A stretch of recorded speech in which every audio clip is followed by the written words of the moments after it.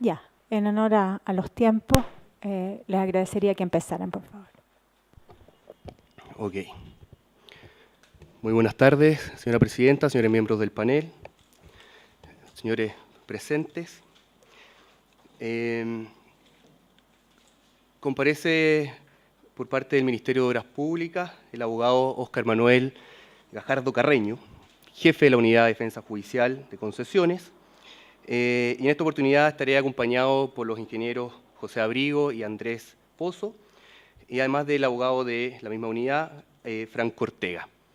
En beneficio precisamente del tiempo y en un día viernes del mes de febrero, la verdad es que omitiré todas las reseñas respecto de tanto de competencia, de marco aplicable, que ya se señalaron latamente en las observaciones por parte del Ministerio, y me evocaré principalmente en cuál es el problema que nos convoca y por qué estamos sentados acá. O sea, y la manera para poder resumirlo, creo que estaría en tres conceptos, que es la obligación, alternativas y consecuencias. Perdón que lo interrumpa, ¿Sí? pero la presentación, ¿la tiene física? Sí, Que no la hemos recibido. Sí, sí.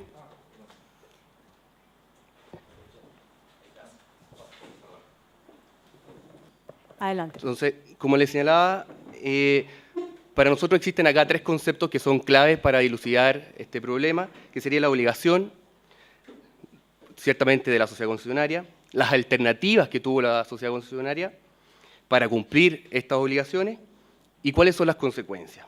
Por cierto, acá el diagnóstico es que existe un serio problema tanto de la valoración y análisis de las bases de licitación por parte de la sociedad concesionaria, por lo que explicaremos que acá existieron decisiones por parte del concesionario que vienen de mucho tiempo antes, o sea, no solamente al momento de decidir construir esta bodega, que como se ha señalado acá, a mi gusto, contradictoriamente, se señala que es una obra adicional y se reclama como tal, como obra adicional, y a reglón seguido se señala que no han modificado el contrato. Entonces, es de la naturaleza de las obras adicionales que no estaban en el contrato y por lo tanto es una modificación del contrato si es que no estaban considerados. Por lo tanto, es el primer punto que nosotros no estamos de acuerdo con la concesionaria. Y por otro lado, como lo ha señalado uno de los miembros del panel, don Roberto, y señala que sería una obra que no estaba dentro del contrato. La verdad es que tampoco estamos de acuerdo con esa afirmación y por lo tanto nosotros a lo largo de esta presentación vamos a demostrar por qué esta obra sí está considerada dentro del contrato, vamos a señalar por qué esta fue una decisión de la sociedad concesionaria y cuáles fueron las alternativas que tuvo la sociedad concesionaria para llegar a estas consecuencias. Y es por eso que yo lo he resumido como obligaciones, alternativas y las consecuencias que hemos visto que sería el costo de la construcción de esta bodega sur que la sociedad concesionaria pretende endosar al Ministerio de Obras Públicas, Fisco de Chile y, si se quiere, a todos los chilenos.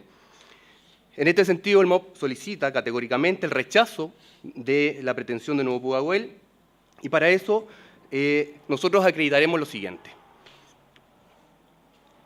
Acreditaremos que las bases de licitación establecen con claridad la obligación de la sociedad concesionaria, si bien, como lo han señalado anteriormente, no específicamente la de construir, sí se señala la obligación de asignar las áreas a los operadores y asegurar, y esto es muy importante, asegurar la continuidad de los servicios del aeropuerto.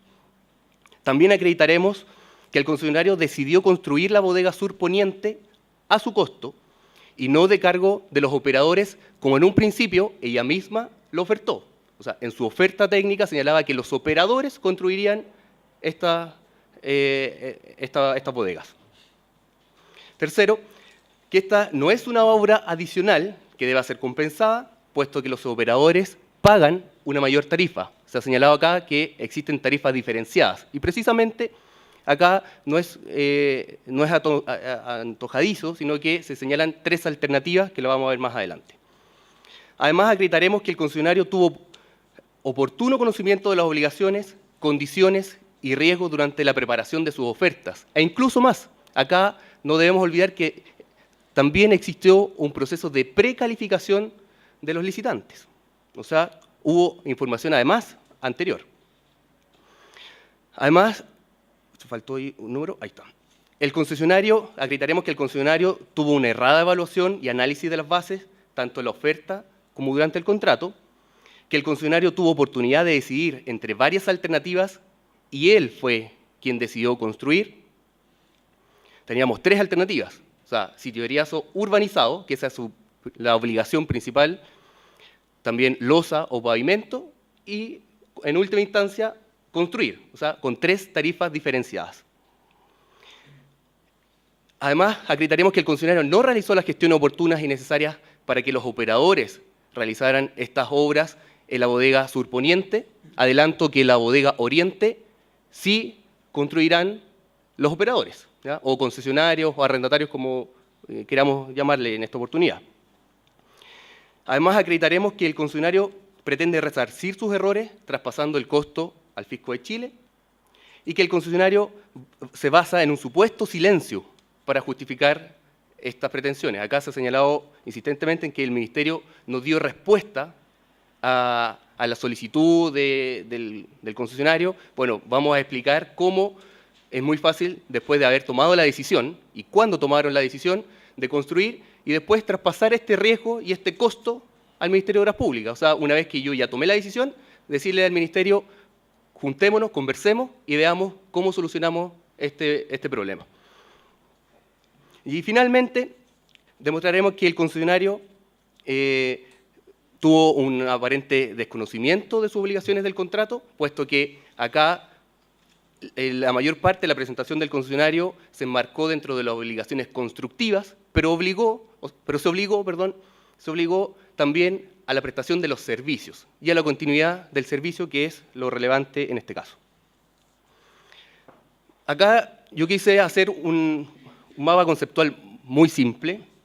La verdad que se reían por lo simple de que había sido, pero la verdad que yo creo que es bastante gráfico. Acá dijimos que la obligación de la sociedad concesionaria, como lo explicará más adelante el inspector fiscal, era la continuidad de los servicios y asignar las áreas, ¿ya? Esa es la obligación principal del concesionario, asignar áreas y continuidad del servicio. Y para esto tiene alternativas. ¿Y cuál era la alternativa? Una instalación provisoria o una instalación definitiva. Respecto de la instalación provisoria y definitiva, el mínimo era que se construyera un sitio, o sea, que se urbanizara un sitio de eriazo, ¿ya? Ese era el mínimo de su obligación, no un derecho como se explicó acá, sino que esa era su obligación, el mínimo, y estaba cumpliendo con las bases de licitación, urbanizando el sitio de eriazo. Pero además, si decidía hacerlo como una instalación definitiva, podía optar por otras 2 alternativas, que era la área pavimentada o losa o el terreno construido. Ahora, ¿quién pagaba estas obras cuando era definitiva? Podía ser el operador o como lo ofertó específicamente el concesionario en su oferta, o a través directamente como finalmente lo hizo. Respecto de las obligaciones, acá en las bases de licitación se establece específicamente los servicios de carga y plataforma, que básicamente tienen una regulación bastante similar, y se señala que el concesionario deberá asignar y proporcionar áreas a los operadores de servicio de plataforma en cantidades acordes a la disponibilidad de espacio para cada actividad dispuestas para ello. El concesionario está facultado, entonces, para cobrar tarifas máximas por metro cuadrado de arriendo mensual. Y ahí están las alternativas. O sea, volvemos al concepto de alternativas. Respecto del servicio de gestión de terminal de carga, acá se señala básicamente lo mismo. Deberá gestionar y explotar las áreas existentes. Recordemos que ellos no podían explotar directamente, sino que tenía que hacer a través de estos terceros operadores. Pero al concesionario sí se le daba nuevamente la alternativa de entre sitio eriazo urbanizado, área pavimentada o losa y terreno construido. Por lo tanto, acabamos de ver la primera obligación, o sea, asignar las áreas para estos servicios, carga y plataforma. La segunda obligación de la concesionaria, entonces, tenemos que es la continuidad. O sea, Y a este respecto, el artículo 1, 9, 10, al señalar el mantenimiento de los servicios de las actuales instalaciones, no debemos olvidar que acá este es un aeropuerto que ya estaba en funcionamiento, que ya tenía operadores, y que incluso desde que se adjudica el contrato, hay un plazo ahí de acompañamiento, si le podemos llamar así, por parte del antiguo operador del aeropuerto, que era SCL, 6 meses de acompañamiento de ahí en que llegaban los funcionarios de Nuevo Pudahuel para interiorizarse del funcionamiento en terreno del aeropuerto y para solucionar precisamente los problemas o las contingencias que pudiese tener la construcción. Y es por eso que la base de licitación dice, durante el tiempo que dure la ejecución de las obras, la sociedad concesionaria será responsable de mantener operables a su entero cargo y costo todas las actividades y servicios que se realizan en el aeropuerto, en particular servicios aeronáuticos y no aeronáuticos, obligatorios que pudiesen verse afectados por la construcción. ¿Cuál fue la decisión de la concesionaria? Construir. Respecto a la obligación de la continuidad del servicio, en las bases de licitación, en el 27418, entonces, señalamos que era la segunda obligación, que es la continuidad del servicio, y respecto de la demolición o remoción, se señala remoción, desarme o demolición de las obras existentes, este es un aeropuerto ya existente, se señala expresamente que ninguna edificación, estructura, instalación o elemento que se encuentra en servicio podrá ser removido antes de haber ejecutado las obras de reemplazo. Señala obras de reemplazo. No especifica que vaya a ser construido una bodega, o sea, obra de reemplazo, porque la concesionaria tenía estas alternativas. Y estas alternativas podían ser provisorias o definitivas, que permitan la continuidad del servicio. Ahí tenemos la segunda obligación del concesionario. Y aquí está la tablita, que es la número 4 y 5 en la base de licitación, respecto de ambos servicios de carga y plataforma, y que tiene tarifas, me parece que son similares o iguales. Terreno eriazo urbanizado, 0,62, 0,82 y 1,44 terreno construido.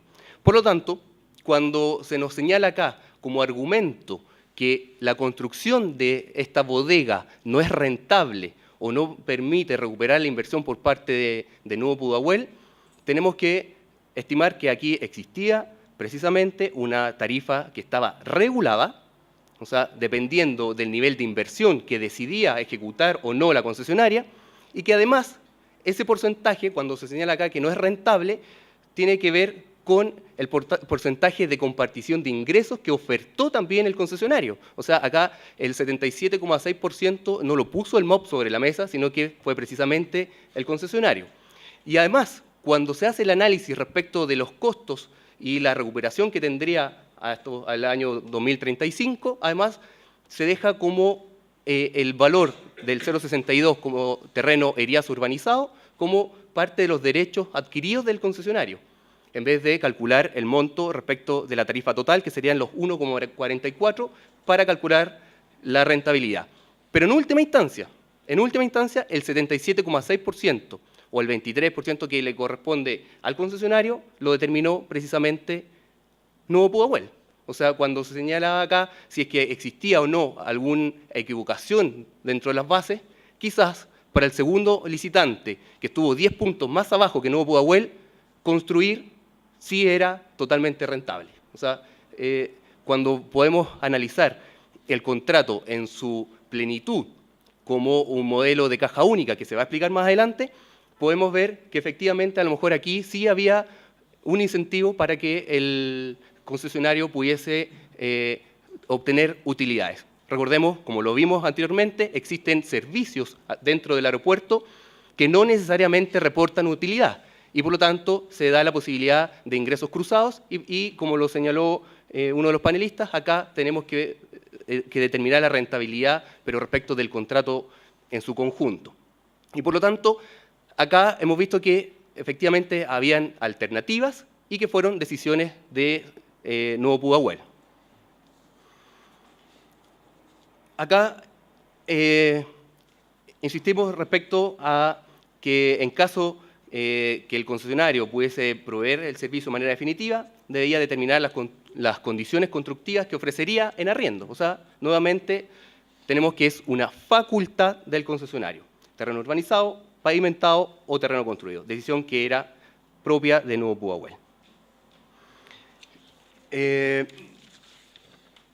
Respecto a la historia, cómo se desarrolló y cuándo se tomaron estas decisiones, cuando Nuevo Pudahuel se había enfrentado a estas alternativas, lo va a desarrollar Andrés Pozo, que es el inspector fiscal del contrato, y nos podrá aclarar respecto a el momento exacto en que Nuevo Pudahuel toma la decisión de construir.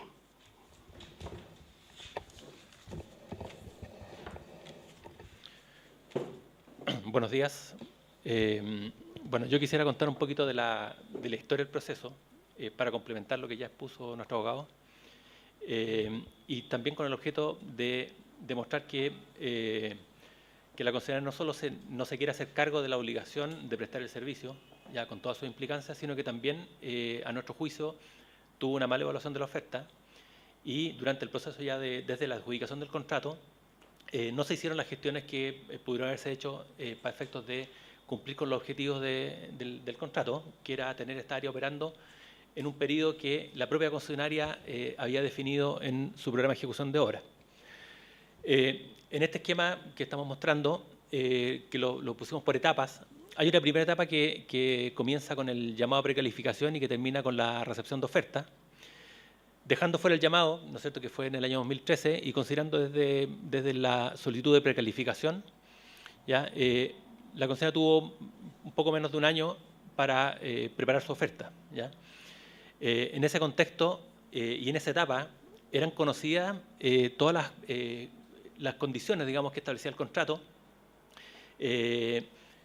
y también, de alguna manera, y entendiendo que la concesionaria es una empresa experta en este tipo de contratos, como ellos mismos lo han declarado en su presentación, era la etapa para hacer el estudio adecuado de todos los antecedentes, de las condiciones de terreno, ¿no es cierto?, de conocer también cuál es la realidad del aeropuerto en términos de cantidad de instituciones, operadores y posibles dificultades que pudieran haber. Y eso debería haberse visto reflejado en su oferta, ¿ya? ¿Puedes pasar?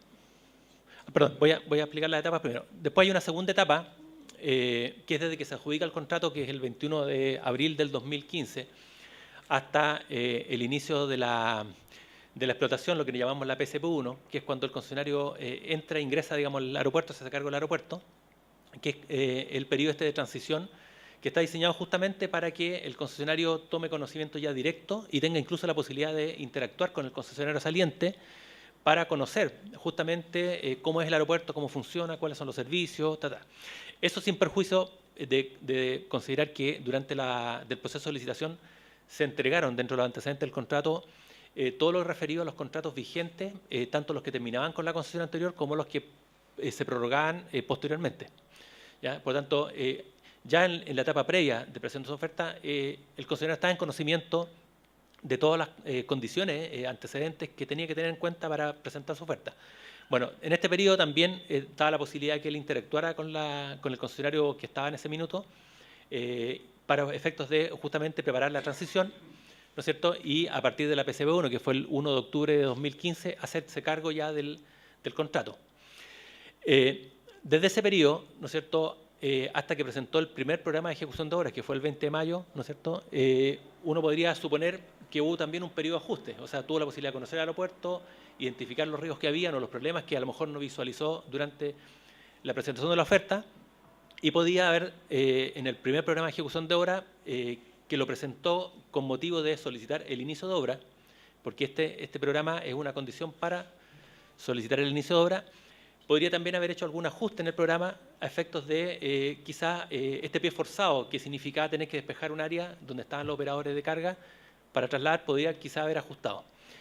Bueno, más adelante voy a mostrar que eso no ocurrió, o sea, mantuvo más o menos los mismos plazos que había propuesto originalmente en su oferta. Luego, en junio del 2016, ¿no es cierto?, el concesionario anuncia ¿no es cierto?, una solución para, digamos que el primer anuncio respecto a que tiene una solución distinta, digamos, para la bodega de carga nacional. Luego el proyecto fue presentado el 21 de junio de ese mismo año y las obras de esta bodega se empezaron a ejecutar o se iniciaron, digamos, en septiembre de ese año. ¿Ya? Estando ya la obra ejecutada, ¿no es cierto?, o sea, digamos ya iniciada, viene lo que llamamos la cuarta etapa, ¿no es cierto?, que es cuando él presenta un modelo económico para financiar, y eso lo presenta después que ya la obra había partido, ¿ya?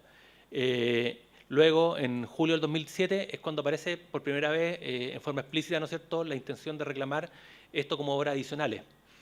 Hasta antes de eso, lo que mencionaba el concesionario era que, lo decía en sus cartas, y lo mismo que lo ha reiterado en la presentación, esta obra, no, a juicio de ellos, no era una obra obligatoria.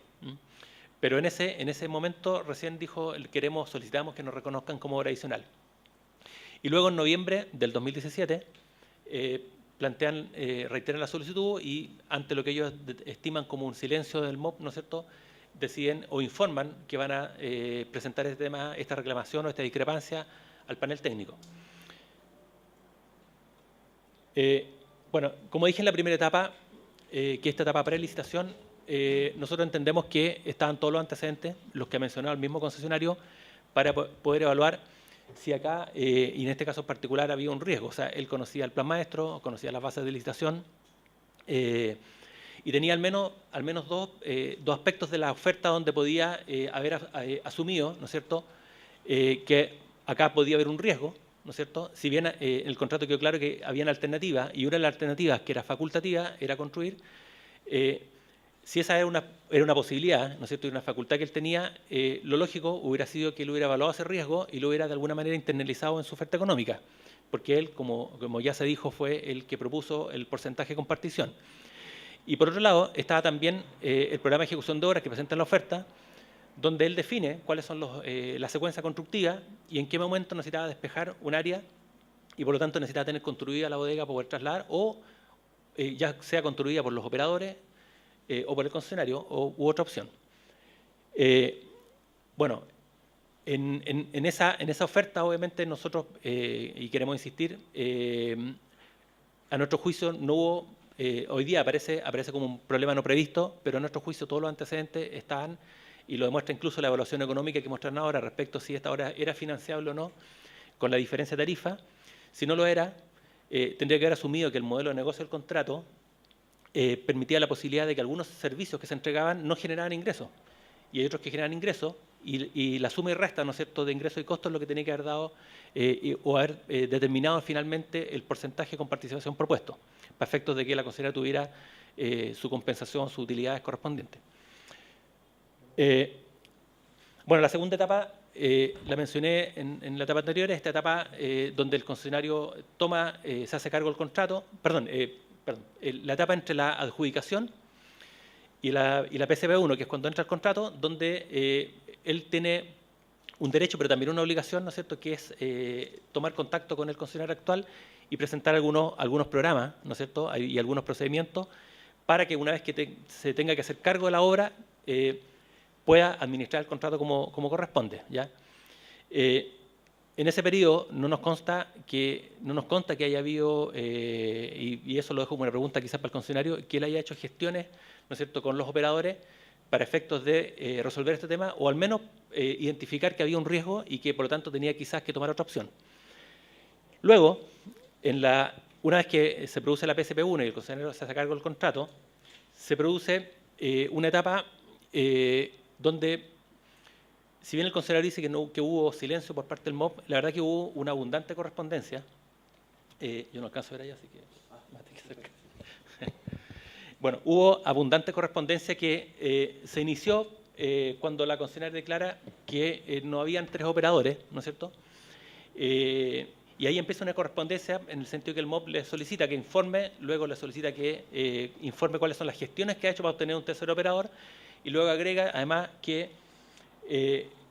informe cuál va a ser el sector disponible, ya sea en las instalaciones actuales o en las futuras, ¿no es cierto?, para que este tercer operador pueda incorporarse y con ello se pueda cumplir el contrato. Entonces, cuando el concesionario usa la palabra negociaciones, dice después de muchas negociaciones, etcétera, en realidad lo que hubo acá fue básicamente que el inspector fiscal de la oportunidad estaba solicitando cumplir con una condición del contrato, no otra cosa que eso.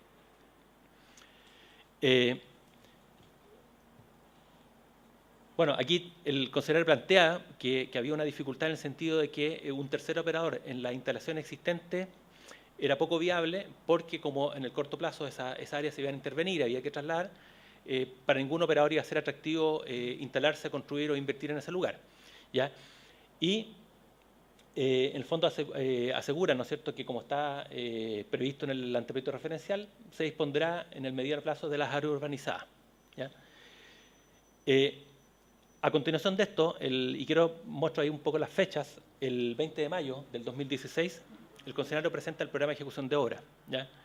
Es importante esto porque la intención en ese minuto del concesionario era partir obra en julio, finalmente las obras partieron en noviembre, producto de que algunas de las condiciones que se exigían no se cumplían, no se observaban y hubo un proceso ahí de revisiones e iteraciones. Pero a esta altura, si el concesionario pretendía tener a los operadores instalados en el sector surponiente, la verdad que a esa altura ya iban quedando cada vez menos opciones, ¿ya? Sobre todo si los operadores no habían mostrado la intención de invertir o si no se habían hecho las gestiones necesarias para coordinar a todos los operadores para que en conjunto pudieran ejecutar la obra, que como bien dice el concesionario, tenía condiciones, ¿ya? Tenía condiciones de ser una sola obra única, y eso requería obviamente una gestión de parte de él. Bueno, como digo, hubo amplia comunicación en el mismo sentido, ¿ya? Pero finalmente, el 10 de junio, ¿no es cierto?, el concesionario anuncia en el fondo que va a proponer una solución adecuada, ¿no es cierto?, para no perjudicar el desarrollo de las obras, ¿no es cierto?, y propone ahí presentar un proyecto, ¿no?, para realizar esta inversión. Pero, claro, establece, ¿no es cierto?, que este proyecto requiere la autorización o no del MOP, ¿ya? Y algo importante que no mencioné, el concesionario menciona en esta fecha que ya están disponibles bajo la modalidad de terreneriazo. Y ahí yo quiero recordar que la obligación que establece las bases, y como también lo señaló el concesionario, era un sitio horacio urbanizado, ¿ya? Y a esa fecha entendemos que no estaban las obras de urbanización ejecutadas, por lo tanto lo que había es un sitio horacio, pero no estaba todavía urbanizado. Por lo tanto no estarían tampoco las condiciones para entregar la obra en esa condición. Bueno, el 21 de junio el concesionario envía por primera vez el proyecto de la bodega surponiente, ¿ya? Y de ahí en más, ¿no es cierto?, comienza el proceso de revisión del proyecto hasta que finalmente se autoriza el inicio de obra en septiembre del 2016. Ahí, a ver, lo que el concesionario presenta como por un lado, ¿no es cierto?, que a través de la revisión y aprobación del proyecto y luego autorizar el inicio de obra, implicaría de alguna manera un consentimiento respecto a, o un reconocimiento, ¿no es cierto?, respecto a que él tendría derecho a ser compensado por lo que ellos llaman un silencio. Yo lo planteo de otra manera. El inspector fiscal no podría no haber revisado el proyecto y no podría no haber autorizado esas obras porque obviamente eso era una obligación del concesionario, independiente de quién lo ejecutara o quién lo financiara. O sea, lo ejecutara él o lo ejecutaran los operadores, está obligado a presentar el proyecto y la inspección fiscal no iba a poner obstáculos en ese sentido, ¿ya? Yo podría preguntar al revés, ¿por qué el inspector fiscal podría no haber recibido el proyecto, no haberlo revisado y no haber autorizado las obras, ¿ya? Sabiendo que eso además, a esta altura implicaba un riesgo, ¿no es cierto?, de tener terminada la obra en noviembre del 2017, que es cuando se pretendía hacer el traslado definitivo a los operadores. Después pasamos al 18 de noviembre del 2016, ¿no es cierto?, donde el concesionario envía una carta donde propone por primera vez, ¿no es cierto?, un modelo para financiar esta obra, ¿ya? Y en ella señala que él reconoce, ¿no es cierto?, la necesidad de la continuidad operacional. O sea, que este modelo lo propone a raíz de que existe esa obligación de asegurar la continuidad operacional, ¿ya? Respecto a este modelo, si bien no hubo un pronunciamiento explícito de parte de la inspección fiscal, la inspección fiscal analizó este modelo, ¿ya? Incluso se lo presentó a la DGAC, formalmente la DGAC se pronunció respecto al modelo. Hubo reuniones en ese periodo, digamos, donde el concesionario expuso la propuesta, se analizó, se discutió, pero la propuesta tenía algunos aspectos que obviamente se salían del marco contractual y por lo tanto no prosperó. De hecho, la DGAC se pronunció desfavorablemente, ¿ya? Entonces, cuando él dice, claro, no hubo respuestas formales, pero es que el BOP tuvo siempre la intención de evaluar, o sea, no dar una respuesta negativa desde el principio, sino que evaluar, analizar, buscar la fórmula en las bases, porque entendíamos que si efectivamente el concesionario pudiera tener algún derecho o encontrar una fórmula para resolver esta situación podría ser válida siempre en cuando se enmarcara dentro de las reglas del contrato. Pero eso no ocurrió, ¿ya? Bueno, ahí como se refleja en los documentos, ¿no es cierto? Esta propuesta fue enviada a la DGAC se pronunció. El 18 de julio del 2017, ya estamos hablando de un año después, cuando ya las obras habían comenzado, la concesionaria solicita reconocer como inversión adicional, ¿ya? Recuerden que las obras habían partido en septiembre del año 2016, por lo tanto esta solicitud de reconocer como inversión ya podía ser tardía porque ya se había tomado por parte del concesionario la decisión de ejecutar las obras. Y finalmente el 13 de noviembre el concesionario comunica al MOP, ¿no es cierto?, que va a recurrir al panel. En ese minuto, obviamente ya no tenía sentido responder porque venía una instancia donde íbamos a discutir este tema y porque además, como ya dije, ya tanto en reuniones, ¿no es cierto?, bastantes reuniones que hubo, se discutió el tema, se discutió la fórmula que proponían, se le informó que esa fórmula no se ajusta al contrato, sin perjuicio que la seguimos analizando. Bueno, en la propuesta, el concesionario, en su presentación, digamos, hace una propuesta respecto de crear un fondo de reserva, ¿ya? La verdad es que nosotros no nos hemos pronunciado porque entendemos que él lo que está haciendo es de la compartición, lo que le corresponde a él como ingreso, una parte, ¿no es cierto?, que la diferencia de tarifa la está dejando en un fondo de reserva, esperando, ¿no es cierto?, una eventual resolución favorable en esta controversia. Para nosotros eso es indiferente porque está un poco al margen de lo que es la regulación contractual, por lo tanto no tendríamos por qué pronunciarnos respecto de eso.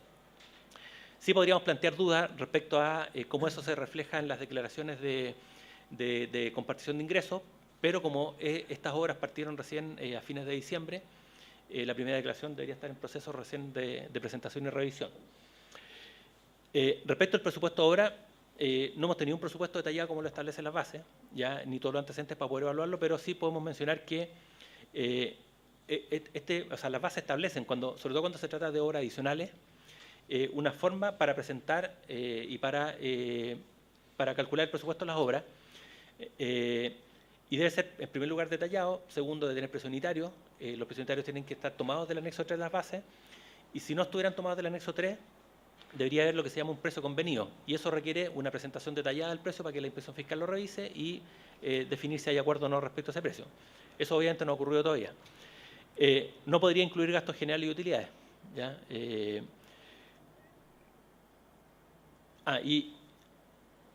No tenemos claro si de ese presupuesto de obra está descontando las obras de urbanización que son obligatorias, ¿ya? Tendríamos que ver el detalle del presupuesto para saber si en la compensación que solicita está descontando las obras que él debería haber ejecutado en cualquiera de las opciones. Por tanto, como decimos, no se ha presentado todavía la información suficiente para poder tener un pronunciamiento definitivo respecto al presupuesto en caso que tuviéramos que discutirlo, ¿ya? A ver, respecto de, y esto solo a modo de resumen, a modo de resumen, la concesionaria dice que desde un principio declararon su posición para que se reconociera como obra adicional. Bueno, de acuerdo a la información que está en las cartas presentadas, la solicitud de reconocer esto como una obra adicional recién se planteó en julio del 2007 en forma explícita. Hasta antes de eso, solamente la concesionaria mencionaba que no era una obra obligatoria, ¿no es cierto? Y eso ya lo sabíamos porque sabemos que era facultativa, por lo tanto, no había una declaración explícita de la intención de cobrar la obra. Segundo, habían alternativas, por lo tanto, cuando ellos decían, presentamos un proyecto, pero no nos comprometemos a ejecutarlo, bueno, estaba dentro de las opciones posibles del concesionario. Cuando indica que las VALI no definen en forma taxativa que los operadores de carga eran los obligados a construir este complejo, ¿no es cierto? Bueno, las VALI no lo impiden y de hecho en otros servicios comerciales han sido justamente los operadores los que han ejecutado obras, inversiones, tanto en obras o equipamientos, como los locales comerciales, como el recién trasladado a sus nuevas instalaciones Rentacar, el servicio Rentacar. Y también quiero mencionar un proyecto que está en proceso todavía, ¿no es cierto?, que es la bodega de importación que está en el sector sur oriente, donde la concesionaria sí hizo las gestiones con los operadores, se llegó a un acuerdo. Esa propuesta requería una modificación de contrato que está en curso, diría yo que está en la fase final de ese proceso. Por tanto, la posibilidad, ¿no es cierto?, de que los operadores ejecuten obra, si bien no es explícito en la base, obviamente era una opción y ese es el caso que lo demuestra. Segundo, la posibilidad de hacer gestiones o no también demuestra que era posible, en este caso fue posible. La diferencia es que, claro, esto estaba en otra etapa de la secuencia constructiva, por lo tanto hasta el momento no ha generado una dificultad en ese sentido. La concesionaria indica que la regulación del contrato establece condiciones que hacían inviable que las obras de BSP fueran ejecutadas por los operadores. Eso, a nuestro juicio, es una opinión. La concesionaria tuvo la oportunidad de asumirlo como un riesgo y, por lo tanto, pensar en ejecutarlo desde el principio, ¿no es cierto?, y financiarlo con una oferta económica distinta, ¿no es cierto? Segundo, tendría que demostrar que se hicieron gestiones y las gestiones fracasaron. Tercero, el problema de la gestión en este contrato no aplica solamente a los casos que yo he mencionado. En el aeropuerto hay muchas empresas que trabajan, tenemos transporte público, tenemos operadores de carga, tenemos instituciones, y créanme, y por la experiencia que yo tengo en el periodo que yo en el contrato, cada uno de esos casos ha requerido de mucha gestión, mucha capacidad de llegar a acuerdos, coordinación, etcétera, etcétera. O sea, no es un problema propio y solo de esta situación, y el concesionario lo sabe porque hemos estado conjuntamente conversando tanto con instituciones como con empresas. De hecho, uno de los operadores de carga que tenía que trasladarse también puso sus dificultades y terminó trasladándose, no sé, casi un mes después de lo que estaba contemplado. Pero esa era parte de alguna manera de las condiciones y las reglas de que tenían los negocios dentro del aeropuerto, ¿ya?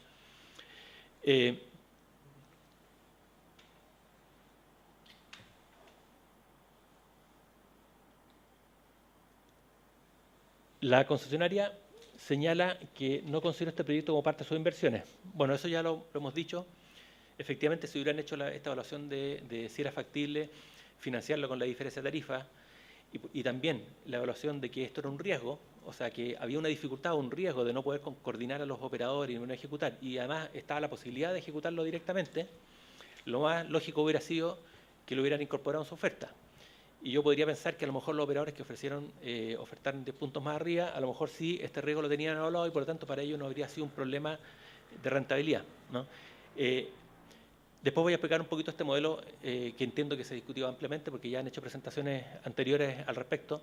Este es un modelo que es de caja única, o sea, tiene por un lado costo y por otro lado ingreso. No todos los servicios generan ingresos, hay servicios que generan solo costo. Por lo tanto, siempre la evaluación económica no puede o no tiene mucho sentido hacerla caso a caso. Tiene necesariamente que haber una evaluación global y en virtud de esa evaluación haber definido en la oferta un porcentaje de compartición que permitiera resguardar este riesgo. La concesionaria informó que en junio del 2006 están disponibles las superficies en modalidad de sitio ERIAS urbanizado. Bueno, a esa fecha no había urbanización en el sector. Hablan del silencio del MOB, ¿no es cierto? Y producto de este silencio se ve obligado a tomar la decisión de prefinanciar las obras de BSP. Es decir, como el MOB no se pronunció, ellos se vieron obligados. Nosotros, lo he dicho un poco y mostrado a través de la correspondencia que hubo abundante comunicación y por lo tanto las instancias para haber discutido el tema. En esa comunicación nunca el MOB reconoció, de partida, como lo dije antes, el concesionario, si bien decía esta obra no es obligatoria, en ningún momento planteó, hasta después que la obra ya está prácticamente en ejecución, que la reconociéramos como una inversión adicional, ¿ya? Segundo, hubo muchas reuniones, hubo discusiones, participó la DGAC en la evaluación de estos modelos. Por lo tanto, si bien el silencio a lo mejor se refleja en los documentos, no se reflejan las gestiones que realmente se hicieron para este efecto. Segundo, habían alternativas. O sea, decir que esta era la única alternativa, bueno, como transcurría el tiempo y no se veían que se hubieran hecho las gestiones necesarias, obviamente se iban disminuyendo las posibilidades y finalmente se concluyó que la mejor opción para no afectar el plan de obras, que la concesionaria lo ofertó y luego lo ratificó en su primera presentación, obviamente esta era la mejor opción. Bueno, en resumen, nosotros queremos plantear como conclusiones, no sé si las quieres plantear tú. Sí. Ya. Tenemos tiempo, parece, todavía. Como le señalamos al principio de nuestra presentación, nosotros habíamos señalado que íbamos a acreditar ciertas circunstancias y efectivamente acá el concesionario se vio obligado en base a sus propias decisiones y en base a su propio plan de ejecución de obras y a las decisiones que él tomó. Y por lo tanto, el contrato establece la obligación del concesionario de asignar estas áreas. Como dijimos, esa es la obligación principal. No, si buscamos dentro de las obligaciones constructivas, claramente no estaba detallada, pero sí está la obligación de asignar las áreas a los operadores y asegurar la continuidad de los servicios del aeropuerto. O sea, acá se señaló incluso que se terminaban esos contratos y que podrían haber dicho, ¿sabe qué? Se van y no hay ningún problema. La verdad es que no, porque las bases de licitación establecían la continuidad de los servicios. O sea, por eso tuvieron estos 6 meses de acompañamiento para poder conocer estos contratos, analizaron esos contratos y vieron cuáles eran los que permanecían y cuáles se terminaban. El concesionario tuvo los antecedentes entonces necesarios para definir su oferta y analizar los riesgos y por lo tanto traspasar los costos, porque ahora estima que no es rentable, lo debió haber considerado al momento de su oferta y en última instancia al momento de presentar su plan de ejecución de obras y haber decidido simplemente haber urbanizado el sitio Eriazo y que probablemente no nos tendría sentado acá. Al inicio del contrato el concesionario dispuso del tiempo suficiente y específicamente ahí tuvo bastante tiempo para presentar su plan de ejecución de obras. La decisión de construir esta bodega sur fue tomada por la sociedad concesionaria sin que en la documentación, tanto que hemos planteado nosotros en este panel, como tampoco la sociedad concesionaria, se demuestra que haya habido alguna instrucción por parte del inspector fiscal de que tenía que construir esta bodega. O sea, simplemente el inspector fiscal le consulta de cómo va a dar cumplimiento a la continuidad de los servicios y cómo va a resolver el despeje de esa área para seguir avanzando en su plan de ejecución de obra.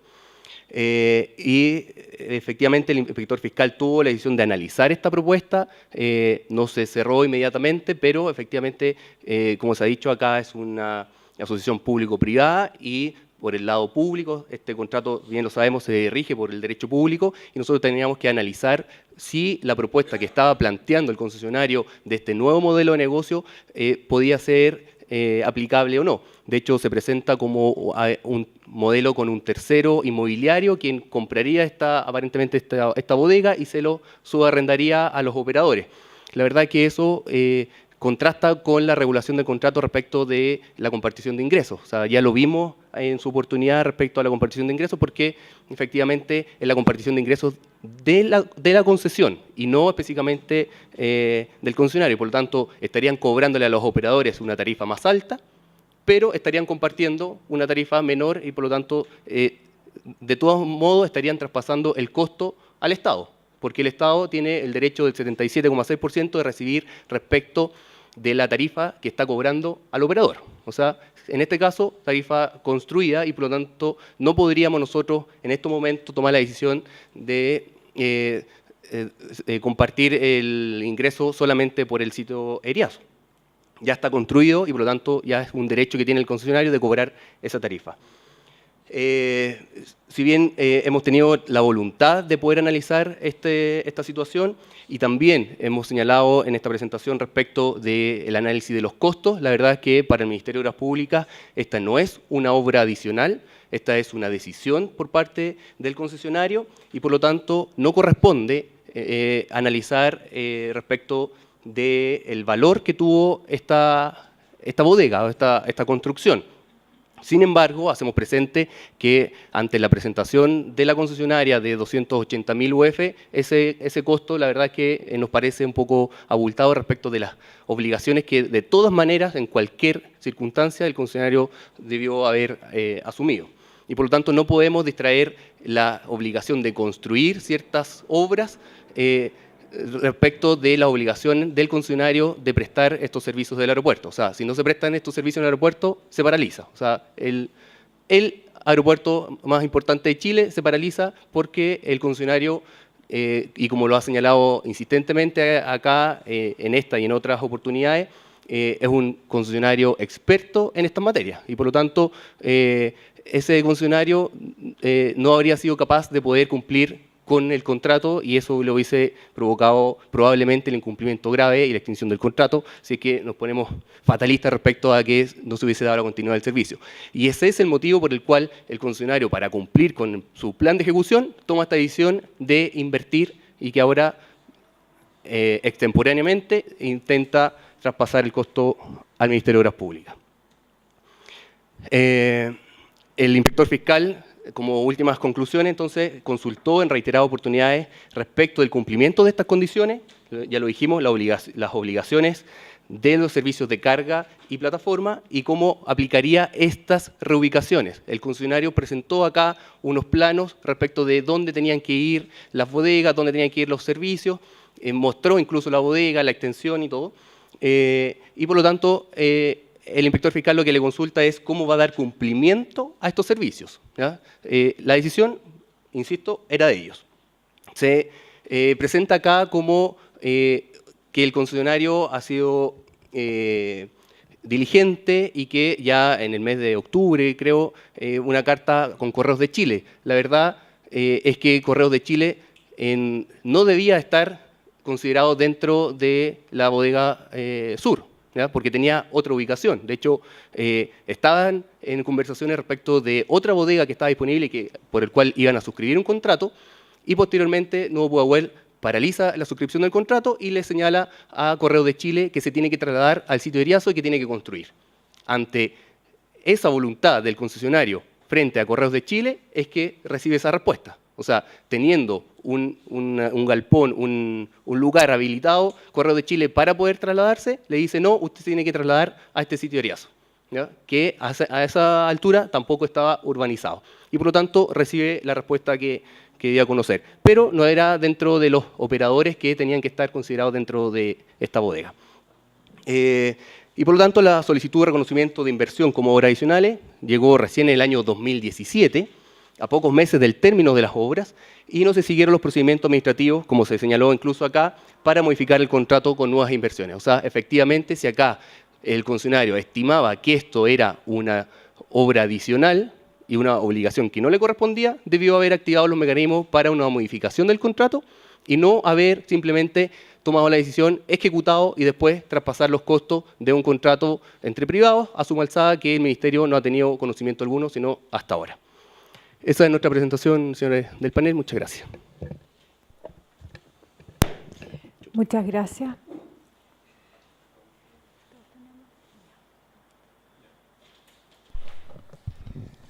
Yo quería preguntarle al MOB primero, quería aclarar que yo no he dicho que las obras no estaban en el contrato, yo estoy solamente recogiendo la presentación de la concesionaria. Eso para que quede claro, que no tenemos una decisión acá en el panel. No, sí, así lo entendemos. Sí. Al respecto. Referente a lo mismo, me dio la impresión de que escuché que las obras estaban en el contrato, es lo que afirma el MOB. Pero en su oferta técnica, la concesionaria afirma que expresamente dijo que no estaban en el contrato y que no las iban a construir como parte del contrato. Entonces, ¿cómo conversa eso con que las obras sí están y cuando ustedes asignan la oferta a la concesionaria, ella expresamente dice yo no las voy a construir? Entonces, ¿por qué se le asigna un contrato a alguien que dice yo voy a hacer solo una parte de las obras y no todas las obras? Habiendo otros oferentes que ofrecían hacerlo todo, según lo entiendo yo. Sí. Lo que sucede acá es que en la oferta que presenta el concesionario, o el licitante en esa circunstancia, el licitante presenta una oferta y señala específicamente que construirán los operadores, ¿ya? Entonces, es efectivo que el concesionario en un principio no asume el costo de la construcción, ¿ya? Señala en su oferta que van a construir o van a financiar esto los operadores. Así es como plantea su oferta. Y eso está en cumplimiento a las bases de licitación. O sea, era una alternativa que tenía el concesionario de decir, sabe que esto lo va a ejecutar un operador o un tercero, el arrendatario, ¿ya? Y por lo tanto, daba cumplimiento. Okay. Luego, toma la decisión de construirlo él ante la imposibilidad de poner de acuerdo, como se ha expresado acá, a estos operadores. Pero en primera instancia, cuando presenta su oferta, sí cumplía con las bases de licitación. Ya.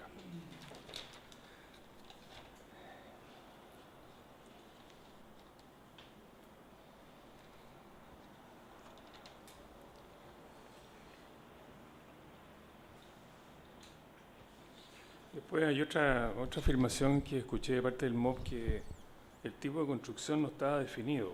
O sea, ustedes no definieron en en el 2.5 las bases que había que hacer una bodega.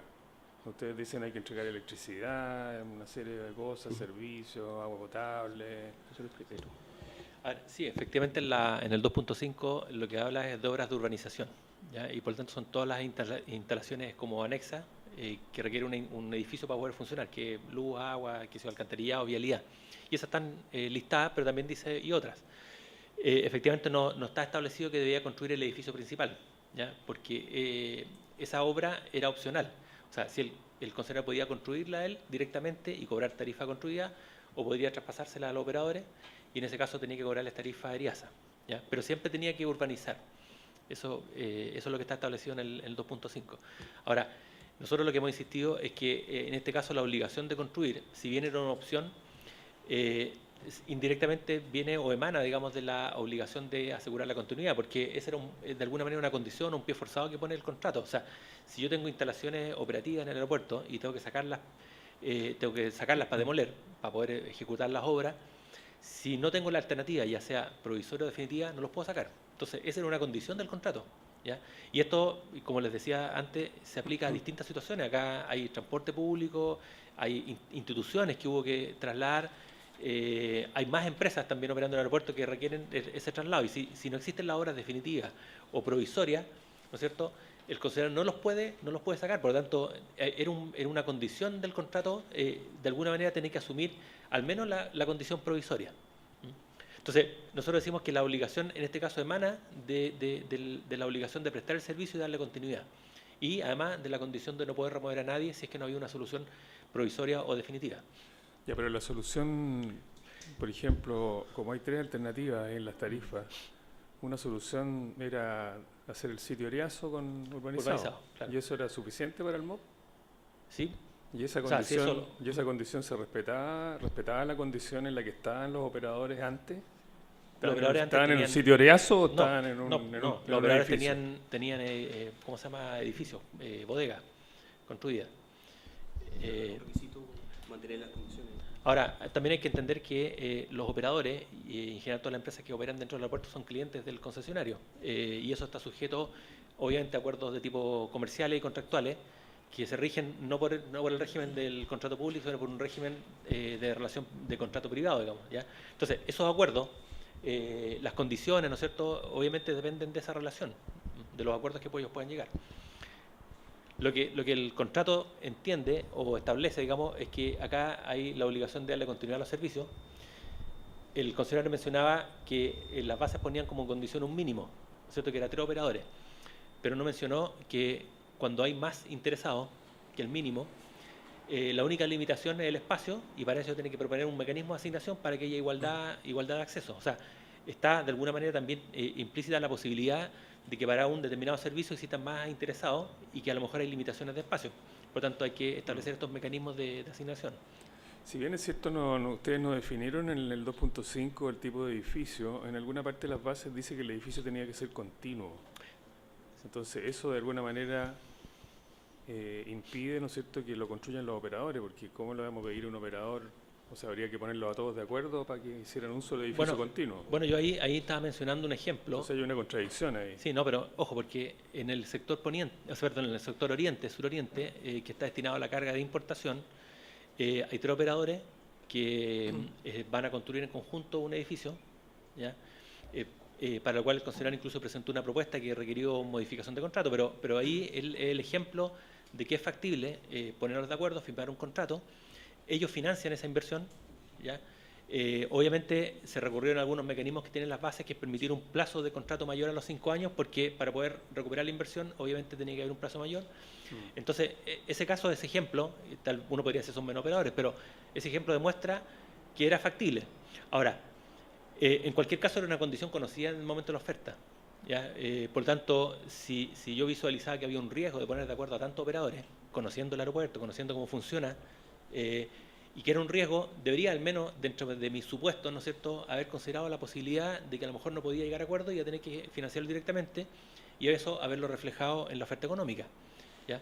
Por lo tanto, y yo creo que este es un punto importante. Si yo reconociera hoy día, ¿no es cierto?, que el concesionario se encontró con una dificultad y producto de esa dificultad nosotros nos vemos como MOP obligados a pagar, perfectamente uno de los licitantes que ofertó un porcentaje distinto de compartición podría decir, oye, aquí hubo una desigualdad, porque él ofertó más bajo y luego el MOB le compensó una diferencia. Siempre está ese riesgo. Siempre está ese riesgo. Yo le quisiera pedir que nos haga llegar, por favor, donde usted afirma que la concesionaria, como que la construcción de la bodega habría sido ofrecida como que iba a ser construida por los operadores. Esa parte de la oferta nos gustaría que, A la oferta, sí. La podemos que seguir. nos mande, por favor, la copia de esa.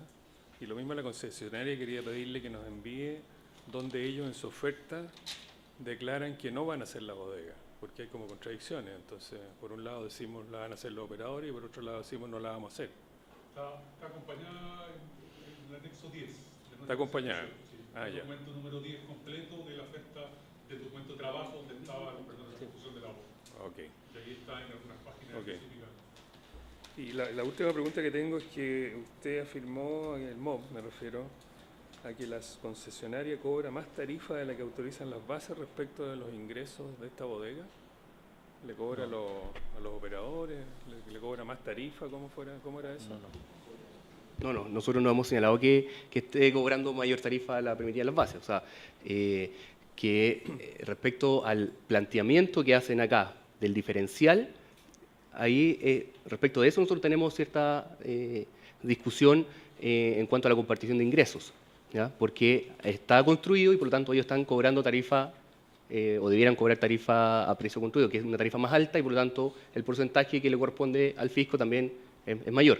Pero en ningún momento hemos señalado que el concesionario ha cobrado una tarifa que no esté considerada en las bases. O sea, está dentro de las alternativas la tarifa más alta, porque esos son máximos, son tarifas máximas permitidas. No, pero no lo entiendo bien. ¿De cuándo está cobrando esa tarifa la concesionaria? Usted dice, ¿no está construido y está cobrando? No, está construido y debería estar cobrando la tarifa construida, que es la tarifa máxima. Ya, ¿y qué es lo que pasa? ¿Qué es lo que sucede hoy día? ¿No está haciendo eso? Eso está haciendo, sí.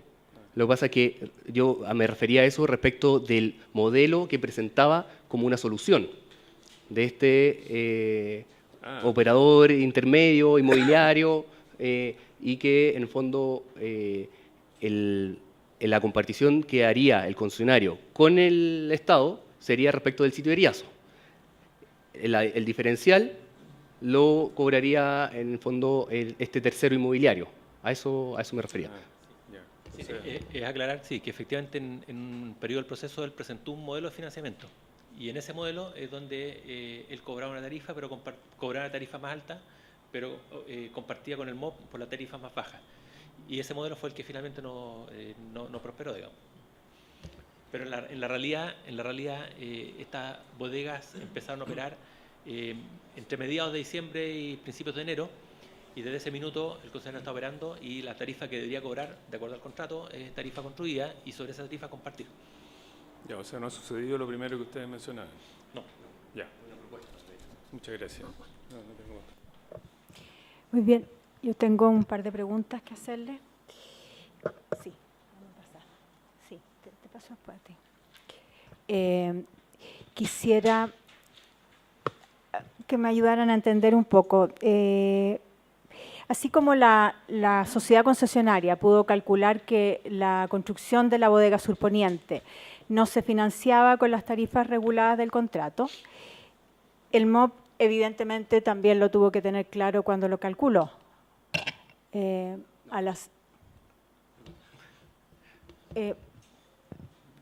Dice que no es una pregunta, me parece que es casi una afirmación. Sí, es una afirmación que el Ministerio no lo calculó, ¿sí? Porque efectivamente el cálculo que hace el concesionario al decir que no es rentable es con el porcentaje que él ofertó de compartición de ingresos. O sea, ellos se quedan con el 22,4. Sí, claro, sí. 22,4.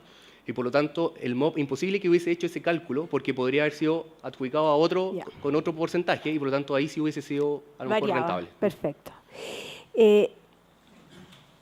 Teniendo presente que esta bodega era un servicio o lo que es el servicio que se prestaba a través de esta bodega eran servicios obligatorios, que estaba la obligación de continuidad del servicio, etcétera, ¿por qué el MOB eliminó expresamente la obligación de construcción de la bodega?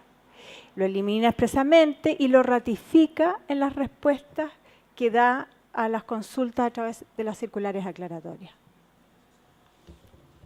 Sí, no sé, pero...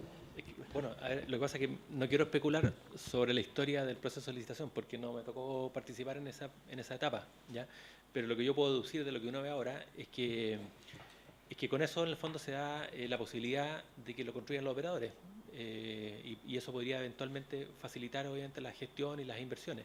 Pero, como digo, estoy especulando un poco sobre un proceso en el que no tengo más detalle. Lo podríamos informar después si es que lo requieren. Perdón, me gustaría complementar. Efectivamente, el contrato no establece la obligación de construir, ¿ya? Y es por eso que el MOP insistentemente señala no tiene la obligación de construir, ¿ya? Y lo que sí establece la base de licitación son obligaciones respecto de los servicios obligatorios Sí, eso y la está continuidad. Y por lo tanto, cuando se pregunta en el proceso de licitación, ¿tenemos la obligación de construir? No. La obligación de construir de usted está claramente definida en las bases. Si dentro de las alternativas tenía la otra de la urbanización Sí, y la sí, otra. Por lo pero- tanto, nunca fue una obligación de construir. Sí, pero yo me refiero a las bases inicialmente establecían como una de las obras obligatorias las instalaciones de los terminales de carga. A eso me refería yo puntualmente. Tengo también otra pregunta que hacerles, que quisiera entender por qué no se hicieron cargo inmediatamente de la declaración de la concesionaria en la carta del 21 de junio del 2016, cuando dice que no es responsabilidad de esta concesionaria la obra. Para cualquiera de los que estamos sentados aquí, la verdad es que, aunque no se diga expresamente que es una obra adicional, yo creo que cualquiera debiera necesariamente representarse que lo que está diciendo es, señores, yo esto lo voy a cobrar como obra adicional, de cualquier forma que lo exprese. Entonces, quisiera entender por qué no se hicieron cargo, porque si en ese momento le podrían haber respondido, muy bien, vamos a ver su proyecto porque lo tengo que recibir, pero esta sí es su responsabilidad. No hubo ningún pronunciamiento del MOP al respecto. A ver, lo que pasa es que la cronología lo que muestra es que hubo interacción y el foco estaba puesto principalmente en cómo ellos iban a cumplir con la obligación de tener los operadores, ¿no es cierto? Y también informar cuándo iban a tener, obviamente, habilitadas las áreas para recibir a los operadores que tenían que trasladarse. En eso estuvo el foco. El concesionario, cuando dice, presento un proyecto pero no me comprometo a construirlo, no está diciendo nada nuevo respecto de lo que ya había dicho en la oferta. No está diciendo que los operadores, ni está informando que los operadores no están disponibles para construirlo. Entonces, por eso, y segundo, cuando aparece el modelo de financiamiento, eso ya es una decisión o una información que se plantea cuando ya la obra está, el proyecto está aprobado y la obra se había iniciado. Entonces, por eso digo, uno puede sobreinterpretar y pretender que había por parte del concesionario claramente una señal de que ellos iban a construir, pero después lo iban a cobrar, cuando lo que me está diciendo justamente es que ellos no lo iban a construir. Y eso no era distinto a lo que ya habían dicho antes. Lo que uno podría pensar era que habían dos posibilidades, como lo informó, que los terrenos Eriazo estaban disponibles y por lo tanto los operadores se iban a trasladar a un sitio Eriazo. Lo que no está claro es por qué dijo que estaban urbanizados. Y segundo, que los operadores podrían haber concurrido con el financiamiento de esas obras. Pero eso no lo dijo, no fue explícito tampoco. Muy bien. Y en esa misma línea, entonces, tomo esta misma respuesta frente al punto de la falta de pronunciamiento del MOP a las alternativas planteadas del operador para la construcción de esta bodega. Perdón, no entendí. En relación al planteamiento de la concesionaria, Sí. de un operador o un tercero que gestionara, tampoco hubo un pronunciamiento. Tengo Claro. que tomar como respuesta esa consulta que tengo, la misma que usted acaba de dar. No necesariamente, pero efectivamente, como digo, no hubo una respuesta formal, pero sí hubo un análisis de la propuesta, hubo una consulta a la DGAC, hubo una respuesta a la DGAC, pero no se concretó en una respuesta formal del concesionario, efectivamente. Ahora, no quiero atribuir intenciones, pero obviamente el MOP estaba trabajando y estaba evaluando la posibilidad de darle factibilidad a esa propuesta.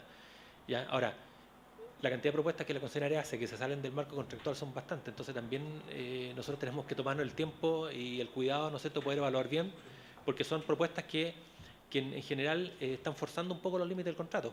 De hecho, las que hemos podido concretar, y en un caso como el caso de Carga Oriente, hemos tenido que modificar el contrato para que sea factible. Muy bien, muchas gracias. Rodrigo Yáñez.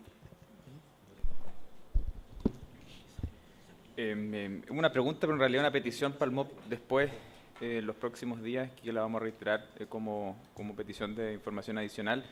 Pero, por un lado, ustedes exponen que es claro que, que esto no era en el fondo, era una obligación facultativa, que el concesionario optó por no construir en su oferta técnica, y por otro lado ustedes dicen que tenía la obligación a su costo de asegurar la continuidad del servicio operacional. Se me olvidó la frase exacta. Pero lo cierto es que eso también aparece en las bases. Las bases dan la alternativa de prestar el servicio en 3 modalidades, una más básica que la otra, con tarifas distintas.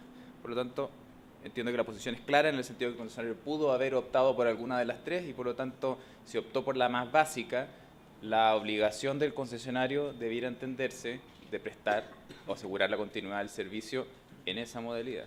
El tema está en que hay una obligación, más bien una decisión de un tercero de querer o no aceptar las condiciones de ese servicio, y lo que pasó es que ese tercero no aceptó y necesitaba un edificio construido que no estaba dispuesto a financiar. Corréjame, eso quiero entender. No, lo que pasa es que las condiciones por las cuales tenía que hacerse el traslado, la verdad es que no se establecen en la base de licitación, ni tampoco se les asegura a estos operadores que debían mantener en las mismas condiciones en las cuales estaba operando. Simplemente el mínimo que establece las bases de licitación y por el cual el concesionario hubiese cumplido era con la urbanización del sitio Eriazo. Por lo tanto, si el concesionario optaba a decir, ¿sabe qué? Vamos a trasladar a estos operadores a este sitio de Eriazo urbanizado, cumplía. O sea, no había... Ahora, si dentro de la relación comercial entre estos operadores y el concesionario hubo algún tipo de dificultad como esa, la verdad que nosotros la desconocemos. Pero sí, para el MOP cumplía con la urbanización. Es que también el mensaje es bien claro de ustedes en el sentido de que este es el aeropuerto más importante y por lo tanto la continuidad operacional dan a entender de que se entiende que sea un estándar parecido al que están hoy. Está claro que mover a los operadores a un sitio Eriazo no cumple con, y se habría generado el mismo trancazo, digamos, en la prestación del servicio. Y lo cierto es que la construcción de la bodega no la quiere pagar Correos, no la quiere pagar un operador, y la modalidad en que el concesionario presentó su oferta es que la construcción de eso corresponde al operador, ¿no? Entonces quiero entender, en el fondo el punto es, si el tercero no está disponible para eso, por lo tanto se genera esta necesidad de construir la obra que el concesionario no quería construir en su oferta, lo hace, y empieza a cobrar la tarifa respectiva regulada en las bases. Entonces, a mí me interesa, ustedes han dicho que la construcción de la obra, bueno, hay algunas apreciaciones generales en la presentación y también han dicho acá que es un presupuesto abultado o que en el fondo estaría un poquito disparado en términos de costo. Me gustaría pedirles formalmente que hicieran, si es que tienen los antecedentes, y eso me gustaría saberlo ahora, si es que tienen los antecedentes a disposición de poder hacer un análisis de ese contrato que fue adjudicado, en principio, en el fondo fue adjudicado, una licitación, se presentó solo uno, pero en principio se hizo en un proceso competitivo. Entonces quiero entender por qué, quiero entender más detalles de por qué ese presupuesto es abultado. Sí, lo que pasa es que nosotros nos atrevemos a hacer esa afirmación, precisamente porque la regulación de las bases de licitación establecen respecto de del pago de estas obras adicionales, o el pago únicamente, corríjame, de la construcción, del valor directo de construcción. Y cuando se nos presenta acá, que es el antecedente que nosotros tenemos, se nos presenta acá el presupuesto, se cobra incluso, ahí aparece como inspección técnica. Y la inspección técnica nunca el Ministerio le iba a pagar. ¿Ya? Entonces, por eso que señalo que los 280.000 ya nos parece que está abultado porque, aun cuando nosotros consideramos que no corresponde, pero si tuviésemos que analizar ese presupuesto, el MOP no pagaría el total que está reclamado por cuanto considera conceptos que las bases no Olvídese no en el fondo quién tiene que pagar, me interesa saber el precio justo de la construcción de esa obra. ¿Ustedes tienen, en el fondo, tienen la posibilidad de revisar eso de una manera más fina? Tenemos que ver si está el nivel de detalle que presentaron, o tendríamos que tomar el proyecto y valorizarlo de acuerdo al método que establecen las BALI. ¿Y para eso necesitarían información adicional de la concesionaria? O sea, debería estar en la información del proyecto. Deberíamos Ok. ver el proyecto. Ahora, los proyectos normalmente tienen ubicaciones, tienen especificaciones técnicas. O sea, con esos antecedentes podríamos efectivamente hacer una estimación de costos de acuerdo a cómo lo establecen las bases de licitación. Muchas gracias. Presidenta, solo acotar que en ese disculpe, el tema de cada uno de los antecedentes y los documentos del proyecto y del costo están en la presentación de esta panel, por tanto está en la página web del mismo panel técnico, con todos los respaldos, Perfecto. con todos los contratos, con todos los antecedentes. Por si, Muchas gracias. si hay algo más que necesiten, por supuesto,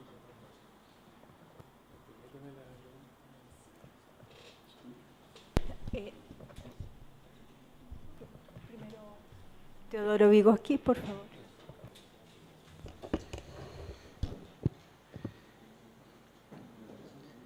Les voy a pedir que me ayuden secuencialmente. Voy a ir haciendo preguntas cortas. Perfecto.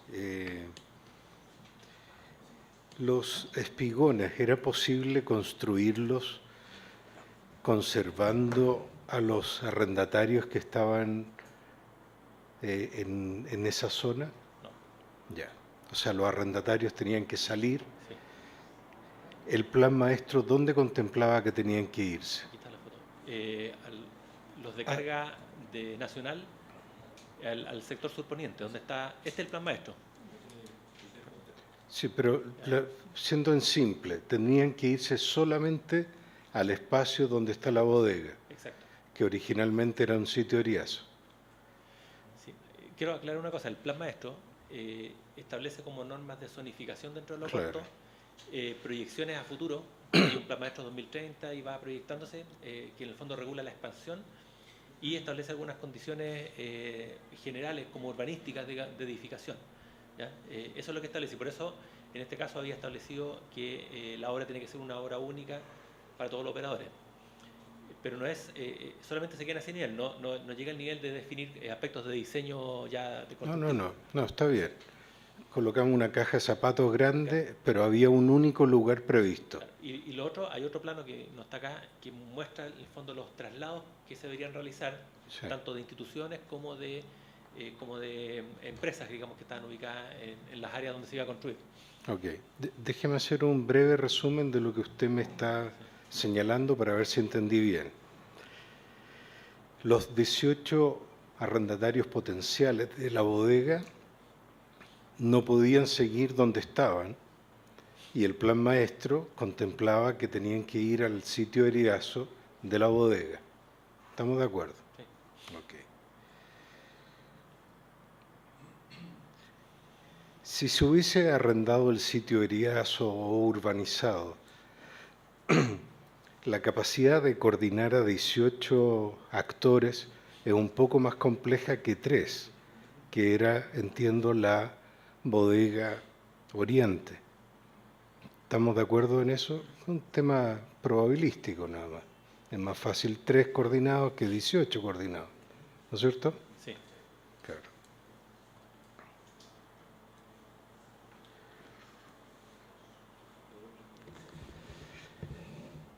¿Le puedo responder o espero las preguntas? No, que preguntar si puedo responder, quiero agregar un... Sí, claro, un por antecedente. favor. Lo que pasa es que el tema de la complejidad de coordinación se da en distintos aspectos del contrato. Yo solamente por mencionar el transporte público, tenemos acá, por ejemplo, taxis básicos que tienen derecho a ocupar un área del aeropuerto y hoy día tenemos plazas, ¿cuántas? 300, más de 200 plazas. Tenemos los taxis de turismo, que también es un número significativo.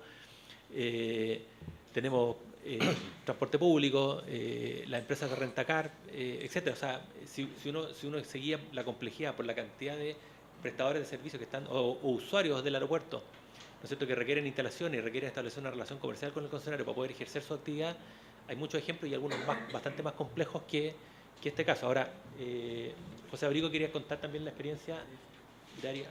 Me gustaría de la hacer vía una de carga. precisión Sí. en esa variedad de actores. Sí. Le pediría que desarrollara solo el caso de aquellos que tienen tarifas reguladas. Bueno, justamente, buenas tardes. No tenía en mente el caso de las tarifas reguladas, pero solo quería mencionar una situación muy equivalente, que es el traslado que se hizo del complejo de Courier, que reúne a 21 operadores y se logró hacer un diseño financiado en este caso por ellos. Lo hizo la concesionaria anterior, lo terminó de implementar a fines del 2015 y eso nos da base de pensar de que si bien es complejo, ya se ha hecho antes en el aeropuerto. Y nunca pudimos entender por qué no se nos comunicó las gestiones o los fracasos que hubiesen habido para hacer una equivalencia con el sector poniente. ¿Y usted sabe si esos coolers tienen tarifa regulada? Tienen una tarifa regulada, pero en base a la regulación que quedó con el contrato anterior. Pero tienen tarifa regulada. También tienen tarifa regulada. Okay. Yo entiendo que quien está operando y haciendo las construcciones también Nueva Pudahuel. ¿Hay otras zonas en las cuales ellos hayan requerido hacer negociaciones con arrendatarios de tarifa regulada que no hayan tenido dificultades? Por ejemplo, la Bodega Oriente, ¿tiene alguien con tarifa regulada y que haya podido negociar con él? La Bodega Oriente son 3 prestadores en este momento, que es un proyecto con tarifa regulada, que sí ha tenido buen resultado desde el punto de vista de la negociación, coordinación y regulación. No estuvo exento de dificultades, incluso, como se mencionó, requería una modificación de contrato, lo que le ponía una complejidad adicional al proceso. Ese sería el caso más similar que se me ocurre en este momento. Claro, y la contraparte es la misma empresa concesionaria. Sí, Nueva Pudahuel. O sea, no tenía problema en Oriente, pero sí en el Poniente. Exacto. Ya. No tengo más preguntas. Roberto, ¿tienes una pregunta adicional? Roberto Ñarén. Ya, gracias. Yo tengo una pregunta adicional respecto de esto del no pronunciamiento del Ministerio de Obras Públicas en relación a la construcción de alguna obra, porque cuando a ustedes les presentan la obra, ¿no es cierto?, ustedes la aprueban o la revisan y después se la construyen. ¿Qué pasa, pregunto yo, si a alguien se le ocurre, al concesionario de la Autopista del Sol, se le ocurre hacer un estadio de fútbol en la faja fiscal del camino? No puede. No puede. No puede. ¿Y acá por qué pudo? Porque, digamos, las bases establecen que el concesionario debe presentar el proyecto para aprobación del inspector fiscal. Y establecen la facultad de que la ejecute él directamente o a través de un tercero. Pero el inspector fiscal no se pronunció. ¿Ah? El inspector fiscal no se pronunció. No, respecto al proyecto sí. Sí, el proyecto fue revisado, fue aprobado, las obras fueron autorizadas, fueron fiscalizadas y fueron recibidas incluso entre noviembre y diciembre del 2017, que fue cuando se hizo la puesta en marcha de la obra. O sea, las obras se construyeron con la anuencia del MOP. Con la anuencia, entonces. sí, por supuesto. Ya, eso es lo que quería entender, porque daba la impresión de como que esto se había hecho sin la autorización del MOP y apareció así como una callampa de repente que nadie sabía de dónde salió, digamos. No, por eso yo decía que el fondo, y lo dije, el MOP no podría haberse negado a revisar el proyecto, en primer lugar. Segundo, entendiendo que hay un programa de ejecución de obra y que la ejecución del proyecto resuelve un problema, no había razón para que el inspector fiscal se negara a revisar o a autorizar esa obra. Lo que estamos discutiendo es lo que plantea el concesionario, de que no era responsabilidad y por lo tanto el MOP debería compensarlo. Pero la obra, ya sea ejecutada por él o a través de los terceros, debía ejecutarse y era necesaria para el desarrollo de las obras del contrato. Ya, muchas gracias. Bueno, no habiendo más preguntas, entonces pasamos a 15 minutos de receso. Les pido que por favor seamos puntuales, vamos a empezar a los 15 minutos. Muchas gracias. Tienen cada parte una oficina destinada para su reunión.